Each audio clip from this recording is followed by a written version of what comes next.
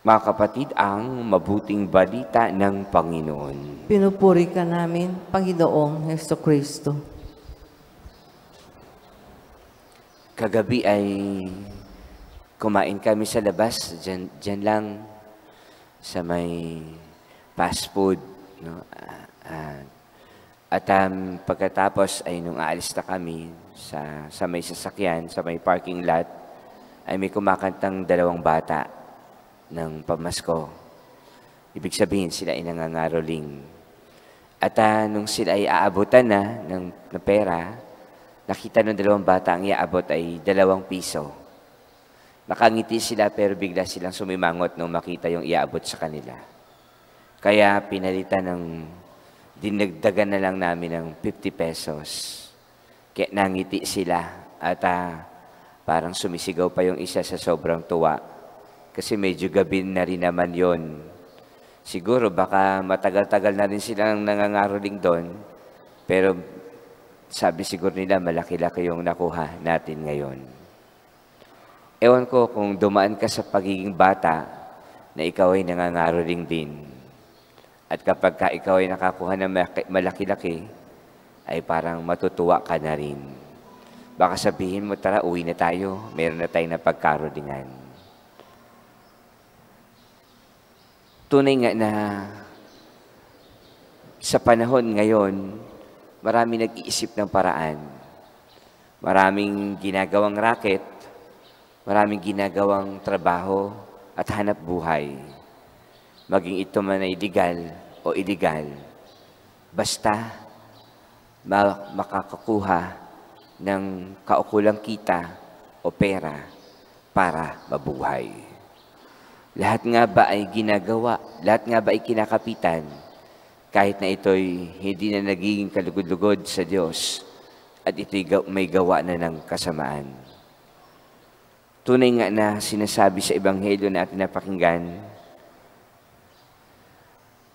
na makasanlibutan ay mas mahusay gumawa ng paraan kaysa makadiyos. Kung minsan kapag tayo nawawala ng pera o meron tayong naiwanan, pag binalikan natin doon sa lugar, wala na, sasabihin mo na lang baka meron nakakuha o baka meron nakapulot o baka mas kailangan niya o baka mas nakatulong pa ako. Alibay na lang natin yon dahil hindi naman natin alam kung may babalik pa sa atin. O maaaring sabihin na lang natin, baka ibabalik na lang ng Diyos sa atin yon sa ibang pamamaraan. Ang mahalaga, nakatulong tayo o nakapagbigay. Tama nga ba na mas mahusay at madiskarte ang mga taong makamundo o makasanlibutan kaysa sa makadiyos? Sapagkat siguro para sa atin, pipiliin natin yung mabuti. Pipiliin natin yung hindi kasalanan. Pipiliin natin yung hindi maisantabi yung Panginoon nating sinasampalatayanan. At maaari yung makasanlibutan, gagawin ng lahat kahit na isantabi ang Diyos. Kahit na hindi na kumilala sa Kanya. Basta makagawa ng paraan para magkapera at para maging madiskarte sa buhay. Kaya tunay nga na sa buhay natin, kung ating babalikan ang lahat ng tagpo na kung saan maaaring tayo rin ay naging makasanlibutan. Maaaring tayo rin ay naisantabi natin ng Diyos. Maaaring may pagkakataon na kagawa rin tayo ng kasalanan. Maaaring sa mga pagkakataong iyon, inuna natin yung makasanlibutan. Inisip natin kung paano tayo mabubuhay. Kaya sa pagkakataong ito, nawa sa ating panalangin, sa ating pagninilay. Minsan tayo'y pinagkatiwalaan ng Diyos. Minsan din tayo nagkamali at nagkulang. Pero batid natin at alam natin na mayroong katapat na kaparusahan. At mayroon ding katapat na maaari masira yung pagtitiwala na sa atin ay binibigay.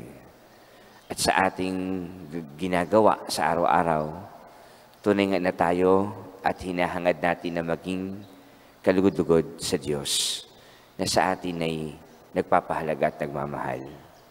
Minsan nakakagilty.